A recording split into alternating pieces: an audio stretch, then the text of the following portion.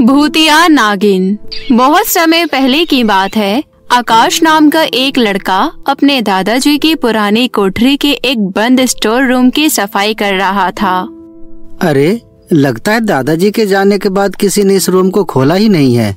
कितना गंदा हो रहा है। ये हर जगह धूल मिट्टी है। लेकिन जो भी कहो, यहाँ पर जो चीजें मिल रही है ऐसा लगता है कि सदियों पुरानी है। ये पेंटिंग, ये मटका, यहाँ तक कि ये छड़ी भी। ऐसा कहकर आकाश सफाई करने वाले स्टिक की मदद से हर जगह की मिट्टी हटाने लगता है कि तभी उसे एक छोटा सा संदूक दिखाई देता है।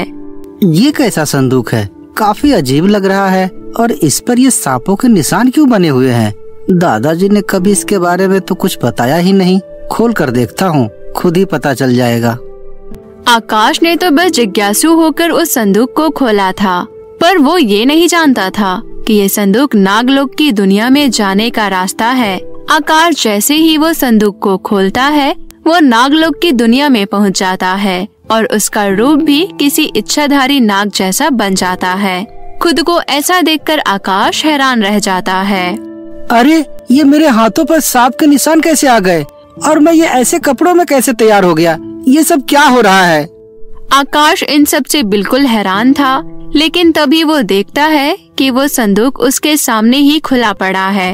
आकाश जैसे ही उस संदूक को बंद करता है, वो वापस अपने दादाजी की कोठरी के उसी स्टोर रूम में वापस आ जाता है। अच्छा, तो मतलब ये संदूक नागलोक में जाने का रास्ता है। इस संदूक को खोलने पर मैं नागलोक पहुंच सकता हूं और बंद करने पर वापस पृथ्वीलोक आ सकता हूं। ये तो सही चीज है यार। एक काम करता हूं, अब ये संदूक खोलता हूं और कुछ समय वहां बिता कर आता हूं। ऐसा सोचकर आकाश फिर से संदूक को खोलता है और नागलोक पहुंच जाता है। उसका रूप भी फिर से किसी इच्छाधारी नाग जैसा बन जाता है। आकाश इधर उधर घूम ही रहा होता है कि तभी उसे एक आवाज आती है। हे प्रिय, तुम्हें तो पहले कभी यहाँ देखा नहीं।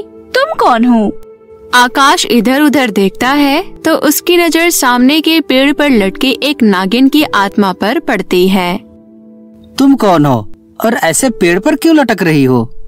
मैं एक नागिन हूँ, या यूँ कह लो कि भूतिया नागिन हूँ। मैं कुछ समझा नहीं। अरे, मतलब मैं नागिन थी पर अब मर चुकी हूँ। वैसे ये कहना बेहतर होगा कि मारी जा चुकी हूँ। अरे, तुम हमेशा ही ऐसे ही बातें घुमा फिरा कर करती हो, या तुम्हें मेरी शक्ल से कोई दिक्कत है? ऐसा कुछ भी नहीं है। बात ऐसी है कि मैं कुछ महीनों पहले तक एक हंसते खेलती नागिन थी, लेकिन फिर मैंने एक नागिन और इंसान के प्रेम को सफल बनाने की कोशिश की और उनका साथ दिया। इसलिए नागलोक के राजा ने मुझे मृत्यु दंड दे दिया। जब मैंने मना किया और वहाँ से भागने लगी तो उनके सैनिकों ने मुझ पर वार कर दिया और मेरी मृत्यु हो गई। लेकिन जहाँ मेरी मृत्यु हुई, यानी इस पेड़ के पास, यहीं पर मेरी आत्मा बस गई। ये तो तुम्हारे साथ बहुत बुरा हुआ। भला ऐसा कोई कैसे कर सकता है? वैसे एक बात बताओ, तुम हो कौन? क्योंकि तुम्हारी बातों से तो नहीं लगता कि तुम नागलोक के हो। सच कहूँ तो तुम्हारा अंदाजा सही है। वह दरअसल बात ऐसी है। ऐसा कहकर आकाश पूरी कहानी शिवांगी को बताता है। इसके बाद शिवांगी आकाश से कहती है, सच में तुम पृथ्वीलोक से हो? सच कहूँ तो मैं हमेशा से ही पृथ्वीलोक जाना चाहती थी, लेकिन कभी मौका ही नहीं मिला। और फिर जब मौका मिला तब ये सब हो गया। वैसे हम ट्राई कर सकते हैं। क्या पता इस संदूक की ताकत से तुम भी मेरे साथ पृथ्वीलोक आ पाओ। इसके बाद आकाश उस भूतिया नागिन का हाथ पकड़ लेता है और उस संदूक को बंद करता है। और आखिरकार उस संदूक के बंद करने के बाद आकाश और वो भूतिया नागिन पृथ्वीलोक आ जाते हैं। परंतु पृथ्वीलोक आते ही वो भूतिया नागिन इंसानी रूप में आ जाती है। ये देखकर दोनों ही हैरान रह जाते हैं। क्या बात है, ये सिस्टम तो बहुत बढ़िया है। वैसे मैडम, अब तुम पृथ्वीलोक घूम सकती हो। अगर चाहो तो मैं घुमा सकता हूँ। हेलो मिस्टर, मेरा नाम मैडम नहीं शिवांगी है, तो मुझे शिवांगी कहकर बुला सकते हो। ठीक है शिवांगी। वैसे मैं भी बता दूं कि मेरा नाम मिस्टर नहीं बल्कि आकाश है। इसके बाद दोनों वहाँ से निकलकर बाहर घूमने लगते हैं। आकाश शिवांगी को पृथ्वी की हर खूबसूरत चीज दिखाने लगता है और बहुत सारी जगह घुमाकर उसे अपने घर ले आता है और घर पहुंचकर अपने परिवार वालों से उसे अपने फ्रेंड कहकर मिलवाता है। आकाश और शिवांगी आकाश के कमरे में बैठकर बातें कर रहे होते हैं कि तभी वहाँ पर आकाश का भाई आ जाता है। भैया, वैसे मैंने आपकी इस फ्रेंड को कभी नहीं देखा, ना ही कभी आपके मुंह से इसके बारे में कुछ सुना। अचानक से एक दिन में आपकी ये दोस्त कैसे बन गई? अरे तुझे क्या मैं हर चीज के बारे में बताता फिरूंगा? बहुत पहले की दोस्त है, तुझे नहीं पता। अब जा यहाँ से। ऐसा कहकर आकाश अपने भाई को वहाँ से भगा देता है, लेकिन आकाश का भाई पीयूष शिवांगी को देखकर उसकी सुंदरता पर मोहित हो जाता है।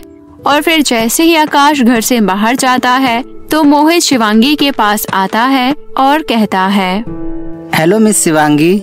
हेलो, तुम तो आकाश के भाई हो ना? हाँ, पर मेरा नाम मोहित है, तो तुम मुझे मोहित ही बुला सकती हो। वैसे एक बात पूछूं, बुरा ना मानो तो? नहीं नहीं, पूछो। तुम सिंगल हो क्या? हाँ, फिलहाल तो। वैसे तुम्हारे आसपास काफी लड़के हैं जो हैंडसम हैं, तुम्हें पसंद भी करते हैं और तुम्हारे लायक भी हैं। कभी जरा नजरें घुमाकर भी देख लो। मोहित ये सब बोल ही रहा होता है कि तभी वहाँ पर आकाश आ जाता है और मोहित की बातें सुनकर उसे जलन होने लगती है। तभी वो मोहित से कहता है, मोहित जा यहाँ से, मुझे शिवांगी से कुछ बात करनी है। इसके बाद मोहित मुंह बनाकर वहाँ से चला जाता है। तभी आकाश शिवांगी से कहता है, तुम उससे बातें क्यों कर रही थी और उसे क्यों बता रही थी कि तुम सिंगल हो? तुम जानती हो ना तुम क्या हो और क्या नहीं? मैं अच्छी तरह जानती हूँ कि मैं एक नागिन हूँ और वो भी मरी हुई, लेकिन इसका मतलब ये तो नहीं है ना कि मैं किसी से बात नहीं कर सकती। ऐसा कहकर शिवांगी दुखी होकर सोफे पर जाकर बैठ जाती है। इसके बाद आकाश उसके पास आता है, उसके कंधे पर हाथ रखते हुए कहता है, अरे तुम तो नाराज हो गई, मेरा मतलब वो नहीं था। वैसे मैं जान सकता हूँ कि आखिर तुम्हारे साथ हुआ क्या था? मतलब अगर पूरी बात जो तुम मुझे बताना चाहो। ठीक है, सुनो। मैं नागलोक की सबसे चंचल नागिन थी। मैं हर किसी से प्यार से बात करती थी और दूसरे भी मेरे साथ ऐसा ही व्यवहार करते थे। समय बहुत अच्छा गुजर रहा था, लेकिन कहते हैं ना, कभी कभी आपकी जिंदगी में ऐसा मोड़ आता है कि आपकी पूरी जिंदगी बदल जाती है। मेरे साथ भी कुछ ऐसा ही हुआ। मेरी एक नागिन सहेली को एक इंसान से प्यार हो गया।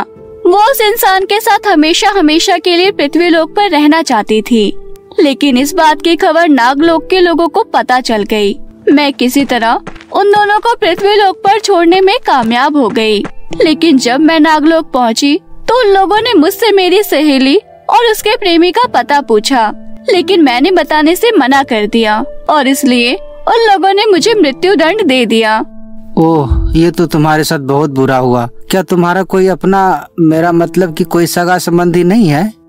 है ना, मेरी माँ और मेरी छोटी बहन। मैं उन दोनों से बहुत ही ज्यादा प्यार करती हूँ, लेकिन मैं आत्मा बनने के बाद सिर्फ उन दोनों को देख सकती हूँ। वो लोग मुझे नहीं देख सकते, लेकिन सच कहूँ तो मन करता है कि मैं एक दिन जाकर उन्हें गले लगा लूं, लेकिन अब मैं ऐसा नहीं कर सकती। ऐसा कहकर शिवांगी की आंखों में आंसू आ जाते हैं। आकाश उसके कंधे पर हाथ रखकर उसे सहानुभूति देता है कि तभी वहाँ पर आकाश की माँ आ जाती है। आकाश, शिवांगी, खाना बन गया है, दोनों नीचे आकर खा लो। शिवांगी वहाँ से नीचे चली जाती है। आकाश भी वहाँ से जा ही रहा होता है कि तभी आकाश की माँ उसका हाथ पकड़ लेती है और कहती है, आकाश, मैंने तेरी शादी तय कर दी है।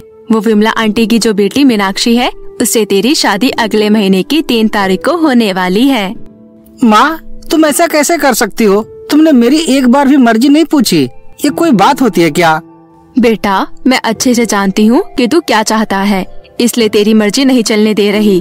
तू जानता भी है एक भूतिया नागिन से शादी करने पर क्या होगा तेरे साथ। अच्छा, आपको सब पता चल गया है। वैसे अच्छा ही है, मैं आपको बताने ही वाला था माँ कि मैं शिवांगी से शादी करना चाहता हूँ और उसी से करूँगा, चाहे आप मेरी शादी किसी से भी तय कर दें। तेरी शादी होगी तो मेरे सेट किए हुए जगह, समय और लड़की के साथ ही। फिर इसी तरह समय बीत जाता है और आखिरकार अगले महीने की 3 तारीख आ जाती है। हर जगह शादी की तैयारियां चल रही थी।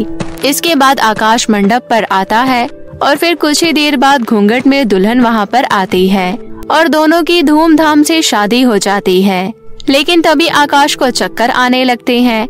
ऐसा होता देख आकाश की माँ सबसे पहले जाकर दुल्हन का घूंघट खोलकर देखती है तो वहाँ शिवांगी को देखकर आकाश की माँ हैरान रह जाती है और फिर कहती है, मैंने तुझे मना किया था ना कि इस भूतिया नागिन से शादी मत कर। अब इसकी वजह से तेरी मृत्यु हो जाएगी और तेरी जिंदगी इसे मिल जाएगी। आकाश की माँ की ये बात सुनकर शिवांगी के तो होश उड़ जाते हैं और वो आकाश को अपनी बाहों में लेकर कहती है, तुमने ऐसा क्यों किया? आकाश, अगर तुम ये सब जानते थे तो आखिर क्यों? शिवांगी, मैं तुम्हारे अलावा किसी से शादी नहीं कर सकता था और वैसे भी तुमने ही कहा था ना कि तुम्हें अपने परिवार वालों से मिलना है, उन्हें गले लगाना है, तो तुम अब उन्हें गले लगा सकती हो, उनसे मिल सकती हो। अब जाओ, उस संदूक को खोलो और वापस अपने परिवार के पास चली जाओ। आकाश अपनी कुर्बानी देकर उस भूतिया नागिन को एक नई जिंदगी दे देता है और वो नागिन अपने परिवार के पास वापस आ जाती है, परंतु उसे अपना प्यार हमेशा याद रहता है। तो मेरे प्यारे दोस्तों, क्या आप मुझे कमेंट करके बता सकते हैं कि उसकी माँ को शिवांगी के बारे में कैसे पता चला कि वो एक नागिन है और वो भी मरी हुई नागिन? हमें कमेंट करके जरूर बताएं। धन्यवाद।